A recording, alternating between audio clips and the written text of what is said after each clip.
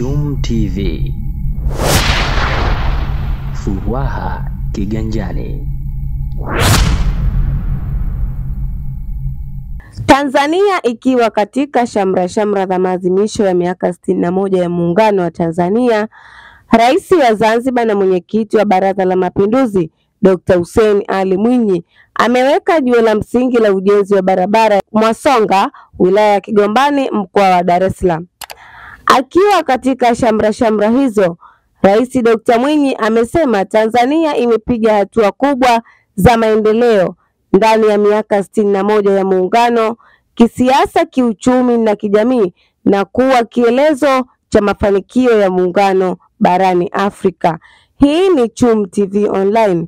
Usisahau kusubscribe, kulike, kucomment na kushare. Jina langu ni Subira Salu.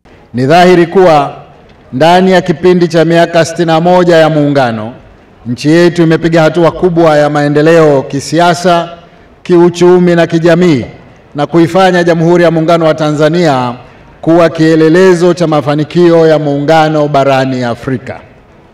Wananchi wa pande zote mbili za Muungano wanaendelea kunufaika na matunda ya kuasisiwa kwa Muungano wetu kwa dhamira ile ile ya waasisi wa taifa letu ya kuleta uhuru, umoja na maendeleo ya Watanzania. Ndugu viongozi na ndugu wananchi, napenda kutumia fursa hii kutoa shukrani zangu za dhati na kumpongeza Dr. Samia Suluhu Hassan, Rais wa Jamhuri ya Muungano wa Tanzania, kwa kusimamia na kuhakikisha Muungano wa Tanzania unaendelea kuimarishwa kwa kuzipatia ufumbuzi changamoto za Muungano kupitia vikao vya pamoja vya majadiliano kama walivyofanya viongozi waliotangulia. Lakini ndani ya miaka hii minne, Daktari Samia Suluhu Hassan ameleta hapa Kigamboni shilingi bilioni 83.8 na barabara hii kilomita 41 inaenda kujengwa kiwango cha lami.